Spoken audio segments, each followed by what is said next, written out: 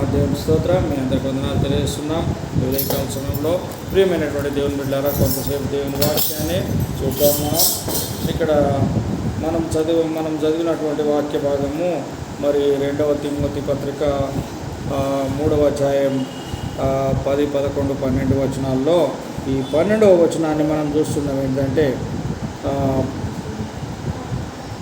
2వ తిమోతి పత్రిక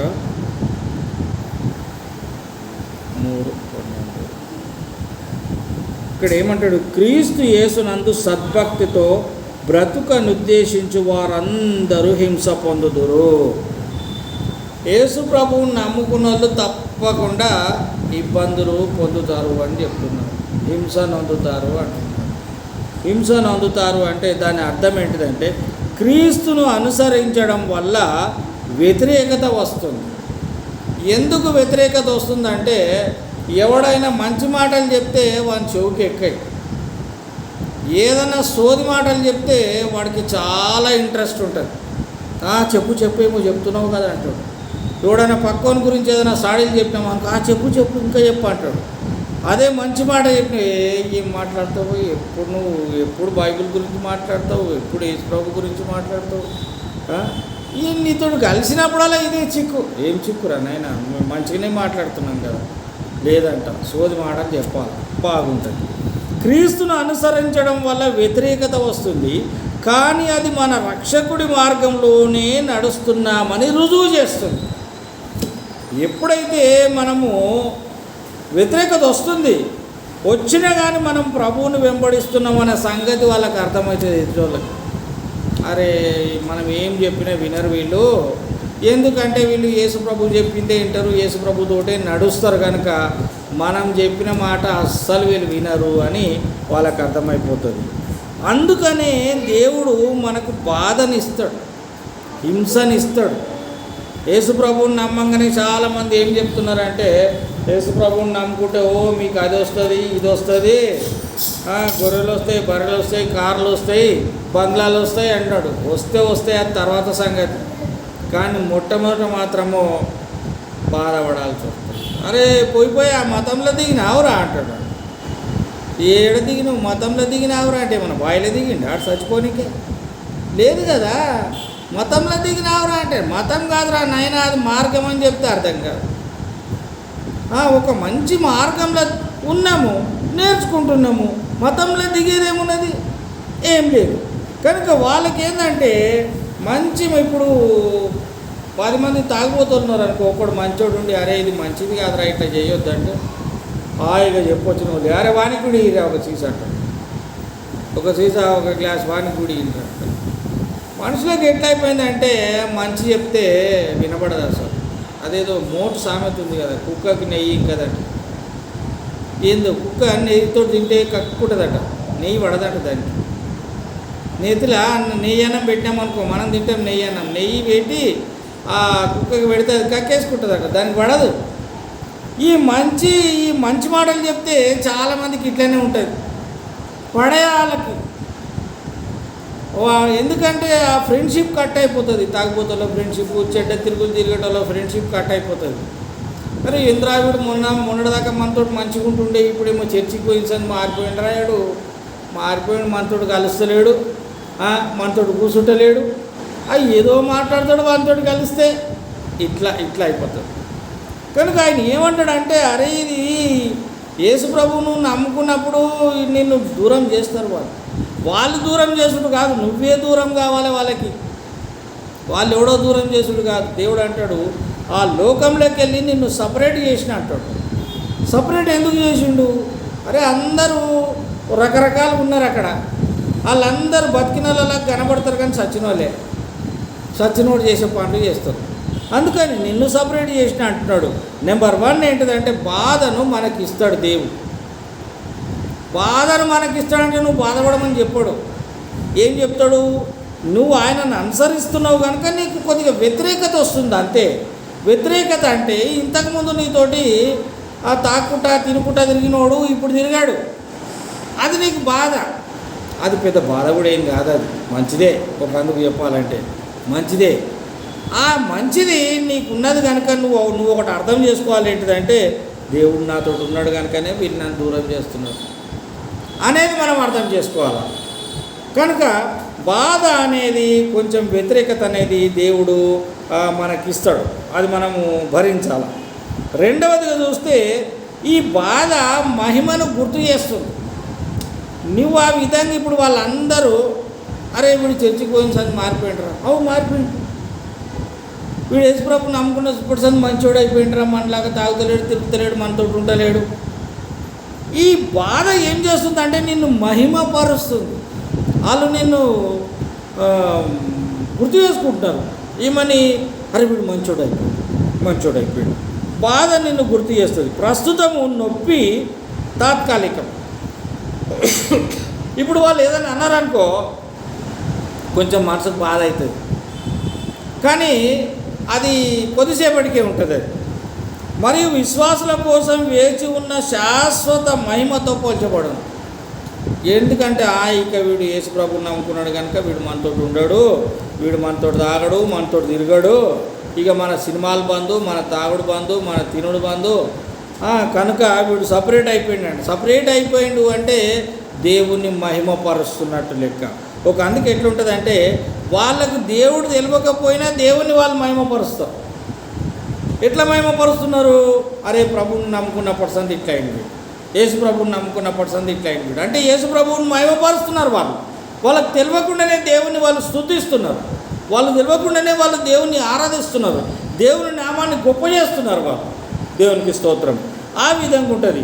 అదే విషయము ఇక్కడ రోమాపత్రికలో ఒక మాట ఉంటుంది. రోమాపత్రిక 8వ అధ్యాయంలో ఏమంటున్నాడంటే ఇక్కడ బాధ మహిమను గుర్తు చేస్తుంది, ప్రస్తుతం ఉన్నటువంటి నొప్పి మాత్రం తాత్కాలికంగా ఉంటుంది, విశ్వాసుల కోసం వేచి ఉన్న శాశ్వత మహిమతో పోల్చబడుతుంది. అంటే మనం విశ్వాసులుగా ఉన్నామనే విషయాన్ని అది గుర్తు చేస్తుంది. కనుక 8వ అధ్యాయం 18వ వచనం ఇక్కడ ఏమంటాడు? 8వ వచనం 18వ అధ్యాయంలో మన ఎడల ప్రత్యక్షపు కాబోవు మహిమ ఎదుట ఇప్పటి కాలపు శ్రమలు ఎన్నదగినవి కావని ఎంచుకొనుచున్నాము. అంటే రాగల దినాలలో ఉండేటటువంటి శ్రమ కంటే ఇదేం పెద్దది కాదు. ఎవడో మాట్లాడకపోతే వాడు చెడ్డోడు మాట్లాడకపోతే నీకే మంచిది. కనుక నీకున్నటువంటి బాధ ఏదైతున్నదో దాంట్లో దేవుణ్ణి మనం జ్ఞాపకం చేసుకుంటున్నాం. అది రెండవది. మూడవదిగా చూసినట్టు కనుకైతే ఈ బాధ ఆశీర్వాదాన్ని కూడా గుర్తు చేస్తుంది. ఒకటేమో హింసను గుర్తు చేస్తుంది, రెండేమో మహిమను గుర్తు చేస్తుంది, మూడేమో ఆశీర్వాదాన్ని కూడా గుర్తు చేస్తుంది. ఎట్లా గుర్తు చేస్తుంది అది ఆశీర్వాదాన్ని? నీతి కోసం కష్టాలను భరించే వారిని దేవుడు ఆశీర్వదిస్తాడు.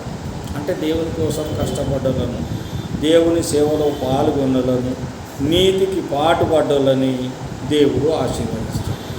వాడు నీతిమంతుడు. ఎవరైనా చూసినప్పుడు అరే వాడు మనతో ఉండడు రా భయ్, వాడు వాని లెక్కలు వేరు, వాని పద్ధతి వేరు, వాడు అబద్ధమాడడు, వాడు నీతిమంతుడు అని ఈ నీతిమంతుడు అనేటటువంటి ఆశీర్వాదం మన మీదకి వస్తుంది. మరియు మనం ఒక నిబద్ధత కలిగి ఉంటాము. అంటే ఒక కండిషన్, ఒక పద్ధతి ప్రకారంగా మనం జీవిస్తాం.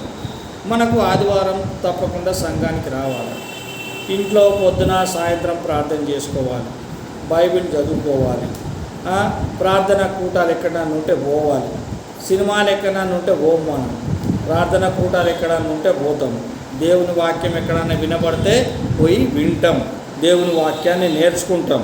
ఇది ఈ విధంగా దేవుని ఆశీర్వాదం మన మీద ఉంటుందనే విషయం ఇతరులకు అర్థమవుతుంది. ఈ బాధ మనల్ని ఆశీర్వాదాన్ని గుర్తు చేస్తుంది. అంటే మనకు దేవుని ఆశీర్వాదం ఉన్నదనే విషయము ఈ మనకున్నటువంటి ఏదైతే వ్యతిరేకత ఉన్నదో అది మనల్ని గుర్తు చేస్తుంది. ఆ విధంగా 1 పేతురు పత్రికలో 3వ అధ్యాయం 14వ వచనంలో ఒక మాట కనబడుతుంది మనకి. 1 పేతురు పత్రిక 3వ అధ్యాయం 14వ వచనంలో ఏమంటున్నాడు ఇక్కడ? ప్రియమైనటువంటి దేవుని బిడ్డలారా, దేవుని సంగమా,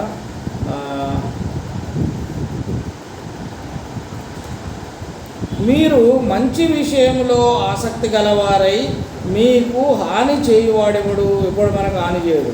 మీరు ఒకవేళ నీతి నిమిత్తము శ్రమ పడినను మీరు ధన్యులే. మనం నీతి గురించి మనము హింస పొందుతున్నాము, బాధపడుతున్నామంటే మనము ధన్యులమే అంటాడు. వారి బెదిరింపునకు భయపడకుడి, కలవరపడకుడి. నిర్మలమైన మనస్సాక్షి కలిగిన వారై మీలో ఉన్న నిరీక్షణను గూర్చి మిమ్మును హేతువు అడుగు ప్రతివానికి సాత్వికముతోనూ భయముతోనూ సమాధానము చెప్పుట ఎల్లప్పుడూ సిద్ధముగా ఉండండి. మనల్ని ఎవరన్నా అడిగినప్పుడు మనము నిమ్మలంగా సమాధానం చెప్పడానికి రెడీగా ఉండాలి. ఉంటాయి చాలా ఉన్నా కానీ కూడా ఎవరిని మనల్ని ఏ విధంగా క్వశ్చన్ చేసినా కానీ కూడా వారికి సమాధానము మనము చెప్పగలగాలి. ప్రియమైనటువంటి దేవుని బిడ్డలారా, కనుక ఆశీర్వాదం అనేది మనల్ని గుర్తు చేస్తుంది. మనకు దేవుడు మనతో ఉంటున్నాడు కనుక మనం కొంత వ్యతిరేకత అనుభవిస్తాం. కొంత వ్యతిరేకత అనగా బాధ అనుభవిస్తాం. మనం కొంత వ్యతిరేకత అంటే దేవుని మహిమను గూర్చి జ్ఞాపకం చేసుకుంటాము, వాళ్ళు గుర్తుపడతారు. మూడవదిగా చూసినట్టు కనుక అయితే బాధ ఆశీర్వాదాన్ని గుర్తు చేస్తుంది. అంటే మనకి ఇచ్చిన దేవుని ఆశీర్వాదము ఎదుటోళ్ళకి అర్థమవుతుంది. అరే వీరికి దేవుని ఆశీర్వాదం ఉన్నది అంటే దేవుని ఆశీర్వాదం అంటే ఏంటిది? ధనం కాదు. దేవుని ఆశీర్వాదం అంటే మంచితనం, మంచి మాట, మంచిగా ఉండటం, ఎదుటోళ్ళతోటి మంచిగా మాట్లాడటం, మర్యాదగా మాట్లాడటం, అదే దేవుని ఆశీర్వాదం. అది వాళ్ళు గుర్తుపడతారు. అరే వీడు ఇంతకుముందు కంటే లేడు, ఇప్పుడు చర్చికి పోయిన సంది చాలా మంచిగా మాట్లాడుతున్నాడు, మంచిగా మర్యాద ఇస్తున్నాడు, ఆ మర్యాదతోటి మనల్ని బలకరిస్తాడు, అరే వీరు మంచోడు అయిపోయిండ్రా అని వాళ్ళకు అర్థమైపోతుంది. దేవుని ఆశీర్వాదం మన మీద ఉన్నదనే విషయం అర్థమైపోతుంది. నాలుగవదిగా చూసినట్టు కనుకైతే బాధ సవరణను గుర్తు చేస్తుంది. మనకున్నటువంటి ఆ వ్యతిరేకత ఏదైతున్నదో అది మనల్ని సరిదిద్దుతుంది. ఎట్లా? శోధనలు భ్రమపడిన హృదయాలను దేవుని వాక్యం యొక్క విధేయతకు మరియు భద్రతకు మరిపిస్తాయి. ఈ శోధన ఏదైనా సమస్య వచ్చింది, మనకు ఏదైనా ఇబ్బంది వచ్చింది, ఈ ఇబ్బంది వచ్చినప్పుడు మనం దేవుని జ్ఞాపకం చేసుకుంటాం. అంటే మనం బాధ కలిగినప్పుడు దేవుని జ్ఞాపకం చేసుకుంటాం. ఈ దేవుని జ్ఞాపకం చేసుకుంటున్నాము అంటే మనము సరిచేయబడుతున్నాము. మనకు తెలియకుండానే మనలో ఉన్న పరిశుద్ధాత్మ దేవుడు మనల్ని సరి చేస్తాడు. ఇప్పుడు ఏదైనా చెడ్డ మాట మాట్లాడతాం, మాట్లాడినప్పుడు మనకు అనిపిస్తుంది, అరే మనలో దేవుడు ఉన్నాడు కదా, మనం యేసుప్రభువుని నమ్ముకున్నాం కదా, మనం ఇట్లాంటి మాటలు మాట్లాడొద్దు కదా అని మనము సరి చేసుకుంటాం. ఈ సరి చేసుకోవడం వలన ఏమవుతుందంటే దేవుని వాక్యము మనల్ని విధేయతలోనికి నడిపిస్తుంది, మనల్ని భద్రతలోనికి నడిపిస్తుంది, మనల్ని భయం నుంచి తీసేసి దేవుని సన్నిధిలోనికి ఇంకా దగ్గర చేస్తుంది. అంటే బాధ ఉన్నందుకే మనం మరి దగ్గర అవుతున్నాం. ఆ బాధ లేదు, వ్యతిరేకత లేదు, ఎవ్వరు ఏమనరు నిన్నంటే నువ్వు ఎక్కువ దేవుణ్ణి ఆరాధించవు. ఇప్పుడు మా సమాజంలో చూసినప్పుడు యేసు ప్రభు మీద వ్యతిరేకత బాగా పెరుగుతూ ఉంటున్నది. యేసు ప్రభు మీద వ్యతిరేకత ఎంత పెరుగుతున్నదో ఆ వ్యతిరేకులు కూడా అంత ఆ విధంగా వాళ్ళు కూడా పెరుగుతున్నారు.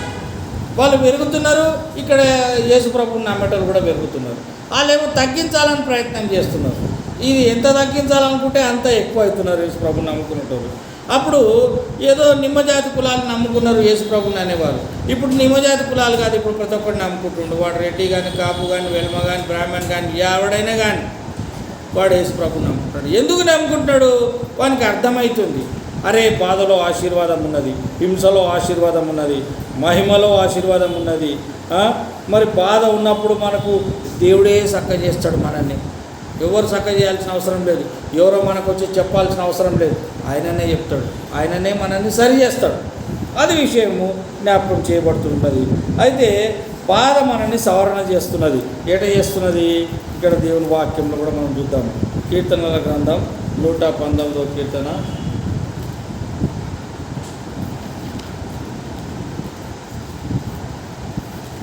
119వ కీర్తనలో ఏమంటాడు?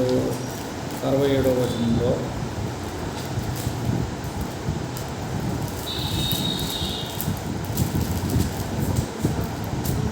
నూట 67లో ఏమంటున్నాడంటే, శ్రమ కలుగక మునుపు నేను త్రోవ విడిచితినే. ఎప్పుడైతే మనకు బాధ లేదో మనం త్రోవ విడిచిపెట్టి నడుస్తున్నాం. బాధ వచ్చిన తర్వాత త్రోవ చక్కగా అవుతుంది. శ్రమ కలగక మునుపు నేను త్రోవ విడిచితిని, ఇప్పుడు నీ వాక్యమును, త్రోవ అంటే వాక్యం, ఇప్పుడు నీ వాక్యమును అనుసరించి నడుచుకొనుచున్నాను. ఇప్పుడు దేవుని మాట ప్రకారంగా నడుచుకుంటున్నాను. ఇప్పుడు చెప్పాలంటే చదువు ఉన్నా చదువు లేకపోయినా తల్లిదండ్రులు చెప్పే మాటలో మేలు ఉంటుందా, కీడు ఉంటుందా? తల్లిదండ్రులు మనకు చెప్తారు, బిడ్డ ఇక్కడ పోకరా, అక్కడ పోకరా, ఇది ఇట్లా రాదు అట్రా అని చెప్తారు. అందులో మేలు ఉన్నదా, కీడు ఉన్నదా అంటే మనకు మేలు ఉంటుంది, కీడు ఉండదు. ఎంత తెలివిలేని తల్లిదండ్రులైనా కానీ కూడా మనకు మేలే చెప్తారు, కానీ కీడు చెయ్యరు. అదే విషయాన్ని అంటాడు, బాధలో ఏమున్నది, సవరణ ఉన్నది. ఇక్కడ దేవుడు సవరిస్తూ ఉంటున్నాడు మనల్ని.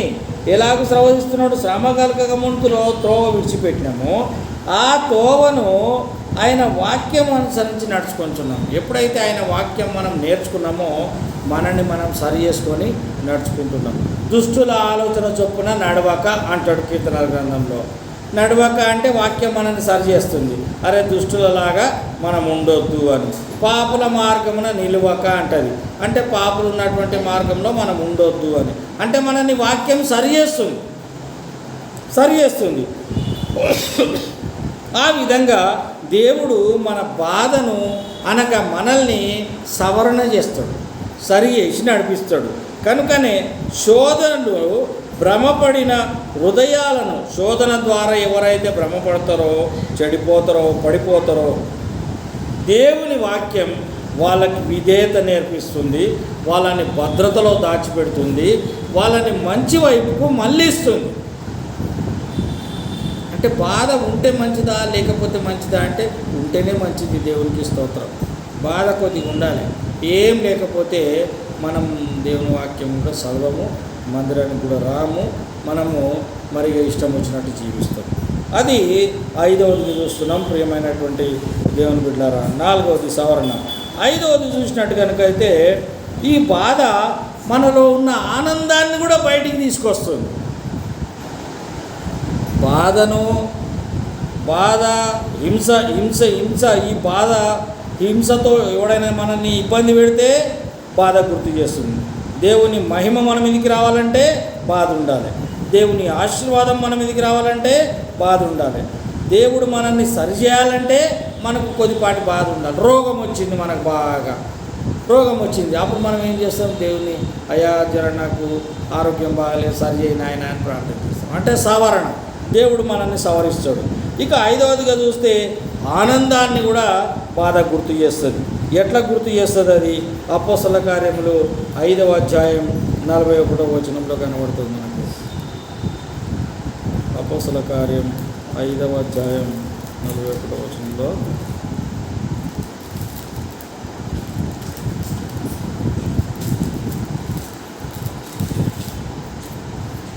ఐదవ అధ్యాయంలో 41వ వచనంలో ఇలా వ్రాయబడి ఉంటున్నది. ఏమనంటే ఆ నామము కొరకు అవమానము పొందుటకు పాత్రులమని ఎంచబడినందున వారు సంతోషించుచు మహాసభ ఎదుట నుండి వెళ్ళిపోయిరి. ఇక్కడ ఏం జరుగుతుందంటే, నిజంగా మనం ప్రభునందు విశ్వాసం ఉంచినట్టు కనుకైతే ఎవడైనా మనల్ని బాధ పెట్టినా కానీ కూడా దేవుడు చూసుకుంటాడే రా మనం వెళ్ళిపోతాం. Very simple. మన ప్రభువు చూసుకుంటాడు, మన యేసయ్య చూసుకుంటాడు, మనకెందుకు, వాడు మనల్ని ఏమో అంటున్నాడు అన్న కానీ మనం ఏమీ పట్టించుకోదు. కష్టాలలో కూడా విశ్వాసులు ఆనందించగలరు. అంటే మనకు కష్టం కలిగింది, బాధ కలిగింది, రోగం వచ్చింది, ఏదైనా కానీ కూడా మనం ఆనందిస్తాం. ఎందుకంటే క్రీస్తు సౌలభ్యం కంటే విలువైంది ఏది లేదు. అంటే యేసు ప్రభు మనతోటి ఉన్నాడు కనుక అంతకంటే గొప్ప విషయం ఇంకా ఏది లేదు. కనుకనే మనం ఆనందిస్తాం. అదే విషయాన్ని అపోస్తల కార్యంలో చెప్తారు. ఏంటంటే 5:41లో బాధ మనల్ని ఆనందం తీసుకొస్తుంది, ఆనందాన్ని గుర్తు చేస్తుంది. అది ఈ విషయాన్ని జ్ఞాపకం చేస్తుంది. ప్రియమైనటువంటి దేవుని బిడ్డలారా, ఆ నామం కొరకు, ఏ నామం కొరకు? యేసుప్రభు నామం కొరకు అవమానము పొందుటకు పాత్రమని ఎంచబడితే మనం సంతోషిస్తాం. దేవుని నామం పేరిట ఎవడు మనని ఏమన్నా కానీ కూడా నో ప్రాబ్లం అంటే ఏం కాదు, మా యేసయ్య చూసుకుంటాడు అనాలి. కానీ తిరిగి మనం అనడానికి, తిరిగి మనం కొట్టడానికి లేదు, తిరిగి మనం వాళ్ళని బెదిరించడానికి లేదు. కనుక ఈ బాధలో కూడా మనం ప్రార్థన చేసినప్పుడు, మనం దేవుని దగ్గర ఉన్నప్పుడు మనకు ఆనందం ఉంటుంది. ఎందుకంటే మనకు క్రీస్తు మనకు గొప్ప, ఆయన మనకు సౌలభ్యం, ఆయన మనకు లాభం, ఆయన కంటే లాభమైంది మనకు వేరేదేది లేదు. కనుకనే మనం ఆయన యందు ఆనందిస్తాము అని వాక్యం సెలవిస్తుంది. అది 5వదిగా చూస్తుంటున్నాం. ఇక 6వదిగా చూసినప్పుడు ఈ బాధ నిరీక్షణను కూడా గుర్తు చేస్తుంది. ఇప్పుడు మనకేం లేదనుకో, ధనం వచ్చిందాక వెయిటింగ్ చేస్తాం. ఎప్పుడు వస్తాయి పైసలు. నెలంతా జీతం చేసినాం అనుకో, నెల నాటికి జీతం ఎప్పుడు వస్తుంది అని వెయిటింగ్ చేస్తాం. అయితే యేసు ప్రభువును నమ్ముడు ఏం చేస్తాడంటే నిరీక్షణలో ఉండి పరలోకం ఎప్పుడు వస్తుంది, యేసయ్య ఎప్పుడు వస్తాడు, మనం యేసయ్యతో ఎప్పుడు పోతాం అని నిరీక్షణతోటి ఉంటాడు. అదే విషయం ఏమంటుందంటే ఈ బాధ ఏం చేస్తుందంటే నిరీక్షణను గుర్తు చేస్తుంది. అంటే యేసు ప్రభు వచ్చిందాక మనము వెయిటింగ్లో ఉండాలని మనకు బాధ గుర్తు చేస్తుంది. అదే విషయము ప్రకటన గ్రంథం 21వ అధ్యాయంలో 4వ వచనంలో ఇలాగ రాయబడి ఉంటున్నది. ఆయన వారి కన్నుల ప్రతి బాష్ప బిందువును తుడిచివేయును, మరణము ఇక ఉండదు, దుఃఖమైనను ఏడుపైనను వేదన అయినను ఇక ఉండదు, మొదటి సంగతులు గతించిపోయినని సింహాసనములో నుండి వచ్చిన గొప్ప స్వరము చెప్పుట వింటిని. దేవునికి స్తోత్రం, హల్లెలూయా. ఇప్పుడు మన నాయన ఇంటి దగ్గర లేడు, ఎక్కడో వెళ్ళిపోయి ఒక రోజు వస్తాడు. వచ్చే వరకు మనం వెయిట్ చేస్తాం. పలానా రోజు వస్తుంది, మా డాడీ వస్తాడు. ఇక మా డాడీ వస్తే ఏమేమి తీసుకొస్తాడంట, మా డాడీ వస్తే అన్నీ తీసుకొస్తాడంట. అక్కడ ఏడుపు లేదంట, ఇక సంతోషమే ఉన్నదని వాక్యం సెలవిస్తుంది. ఏమేమి ఉందంటే అక్కడ ఆయన మనకు అన్నిటి బాష్ప బిందువును తుడుస్తాడు, మరణం లేదు, ఏడుపైనను దుఃఖమైనను లేదు, అది ఉండదు, మొదటి సంగతులు అన్నీ పోతాయి. ఆయన వచ్చిన తర్వాత మనం మంచిగా అయిపోతామంటే ఆయన మాట వినటం కనుక మనం నిరీక్షణ, ఆయన వచ్చేంత వరకు, ఆయన ఇచ్చేంత వరకు మనం ఈ బాధలో ఉండి ఆయనను నిరీక్షించాలి. తప్పకుండా యేసయ్య వస్తున్నాడు, ఇదిగో నేను త్వరగా వచ్చుచున్నాను అంటాడు. ఈ వస్తున్నంత ఆయన త్వరగా వస్తున్నాడు కనుక అప్పటిదాకా మనం వెయిటింగ్లో ఉండాలి. అదే జ్ఞాపకం చేస్తున్నాడు. మనకు బాధ ఉంటేనే ఆయనను ఎదురు చూస్తాం, మనకు బాధ లేదనుకో ఆయనను మనము ఎదురు చూడం. అలాగే ప్రియమైనటువంటి దేవుని బిడ్డలారా, ఇప్పుడు మన డాడీ ఊరు వెళ్ళాడు, ఏదైనా తీసుకొస్తాడని మనం నిరీక్షిస్తాం, వెయిటింగ్లో ఉంటాం. మా డాడీ వస్తున్నాడు, ఏదో తీసుకొని వస్తాడని చెప్పేసి. అట్టగా యేసుప్రభు వచ్చే 2 రాకడ వరకు కూడా మనకు బాధ ఉండాలి, బాధలో మనకు నిరీక్షణ ఉండాలి. తన పిల్లలకు నొప్పి, దుఃఖము లేదా మరణము, శాశ్వత భవిష్యత్తును దేవుడు వాగ్దానం చేస్తాడు. ఆయన ఏంటంటే మనకు నొప్పిస్తాడు, మనకు దుఃఖం ఇస్తాడు, మనకు మరణం ఇస్తాడు, మనకు భవిష్యత్తును కూడా ఇస్తాడు. ఆయన తండ్రి వస్తే ఏం చేస్తాడయ్యా అంటే ఇగో ఇవన్నీ చేస్తాడు. తన పిల్లలు కొద్దిగా ఏడిస్తే, కొద్దిగా ఏడుపు ఉండాలి, కొద్దిగా ఏడిస్తే చాక్లెట్ దొరుకుతుంది, ఏడవకపోతే చాక్లెట్ దొరకదు కనుక కొద్దిగా ఏడవాలి. కొద్దిగా దుఃఖం ఉండాలి, దుఃఖం ఉంటే ఇంకేం జరుగుతుంది, ఇక బట్టలు ఇస్తారు, ఇంకా తిండి పెడతారు, మంచి ఇల్లు ఇస్తారు, మంచి స్వాస్థ్యం వీలునామా రాసి ఆస్తి అంతా మనకే ఇచ్చిపోతారా లేదా? ఇచ్చిపోతారు కదా. మరి మనకి కొంచెం బాధ ఉండాలి. నీకేం బాధ లేకపోతే వానికేం బాధ రా, వాటికి అన్నీ ఉన్నాయి, మనం ఏమి ఇచ్చేది లేదని అనాథాశ్రమానికి రాసి ఇచ్చేస్తున్నాడు. అట్లా దేవుడు కూడా మనకి ఏదైనా ఇవ్వాలనుకుంటే మనకు కొంచెం బాధ ఉండాలి, మనం కొంచెం ఆయన జ్ఞాపకం చేసుకుంటూ ఉండాలి. మనం ఆయన జ్ఞాపకం చేసుకోలేదనుకో మన ఆస్తి ఆయనకి ఇచ్చేస్తాడు ఆయన. కనుక ఇప్పుడు మనం ఏం కోరుకోవాలంటే, ప్రభా నీ ఆస్తి మాకు కావాలంటే కొంచెం బాధ కూడా ఈయన ఆయన అని కోరుకోవాలి, బాధ కూడా ఉండాలి. ఎక్కువ సంతోషం కొందరు ఉంటారు కదా, ఇప్పుడు బంగారం మీద పడుకున్నోడు, బంగారం మీద లేచినోడు ఉంటాడు కొందరు, ఆయనకి ఏమి ఇచ్చేది అవసరం లేదు ఆయనకి, కానీ నరకం ఇస్తాడు. అది ఈడ బంగారం మీద పడుకుంటాడు కానీ ఆడపోతే నరకం ఉంటుంది వానికి. కనుక బాధ అనేది ఇస్తే మనకు నిరీక్షణ ఉంటుంది. నిరీక్షణ మనకు ఉంటే మన తండ్రి వచ్చిన తర్వాత మనకు అన్నీ ఇస్తాడు. కాబట్టి అప్పటి వరకు కొంచెం నొప్పి ఉండాలి, కొంచెం దుఃఖం ఉండాలి, మరణం ఉండాలి, మనం చచ్చిపోవాలి, చచ్చిపోతే తిరిగి లేస్తాం, యేసయ్యతో ఉంటాం. దేవునికి స్తోత్రం, హల్లెలూయా. ఆ విధంగా 6వది చూస్తున్నాం. ఇక 7వ విషయానికి వస్తే బాధ విశ్వాసాన్ని గుర్తు చేస్తుంది. ఇది ముఖ్యమైనది. యేసు ప్రభు నమ్మడానికి విశ్వాసం లేదనుకో, ఇక ఎన్ని ఉన్నా సున్నా. విశ్వాసం ఉండాలి ఆయన మీద, నమ్మకం ఉండాలి ఆయన మీద. ఏ విధంగా ఉండాలా నమ్మకం? శోధనలు మన జీవితాలను దేవుని విశ్వసనీయమైన మరియు సర్వోన్నతమైన సంరక్షణను అప్పగించడానికి నేర్పుతాయి. మనకు శోధన ఉంటే మనం ప్రార్థన నేర్చుకుంటాం. మన జీవితాలు సరిగ్గా లేకపోతే మనం ప్రార్థనలో ఉంటాం. మనకు అనేకమైనటువంటి సమస్యలు ఉంటే మనం ప్రార్థనలో ఉంటాం. మనకు బాధలుంటే ప్రార్థనలో ఉంటాం. మనకు ఏ బాధ లేకపోతే మనం ప్రార్థనలో ఉండం. అందుకే అంటాడు, మీరు శోధనలో ప్రవేశింపకుండా మెలకువగా ఉండి ప్రార్థించుడి అని దేవుని వాక్యం సెలవిస్తుంది. అంటే మనం శోధనలో పడకుండా ఉండాలంటే మనం జాగ్రత్త కలిగి ఉండి ప్రార్థన చేయాలి. ఆ విధంగా చేస్తే దేవుడు మనకు ఉన్నటువంటి సమస్యలన్నిటిని దూరం చేస్తాడు. అయితే దాన్ని మనం ఏంటంటే పునర్విమర్శగా చూసుకున్నట్టు కనుక అయితే మనకు బాధ ఉంటే కొన్ని హింసలు ఉంటాయి. కొన్ని హింసల వలన మనకు బాధ వస్తుంది. మంచిదే, దేవునికి స్తోత్రం. బాధ వలన మనం దేవుడు మహిమ పొందుతాడు. మన దేవుడు ఎట్లాంటి వాడో ఇతరులకు అర్థమవుతుంది. బాధ ఉంటేనే మనకు ఆశీర్వాదం వస్తుంది అన్న సంగతి కూడా ఇతరులకు అర్థమవుతుంది. బాధ ఉంటేనే మనం సరిచేయబడతాం అన్న విషయం కూడా ఇతరులకు అర్థమవుతుంది, మనకు కూడా అర్థమవుతుంది.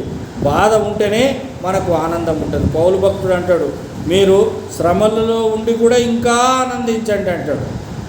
మీరు కష్టాలలో ఉన్నప్పుడు కూడా ఆనందించండి అంటాడు. అది ఆనందించాల. సవరణ ఉంటుంది, ఆనందం ఉంటుంది. ఆయన వచ్చేదాకా నిరీక్షించాలి. ఈ నిరీక్షణలో కొన్ని హింసలు, కొన్ని బాధలు, కొన్ని సమస్యలు ఉంటాయి.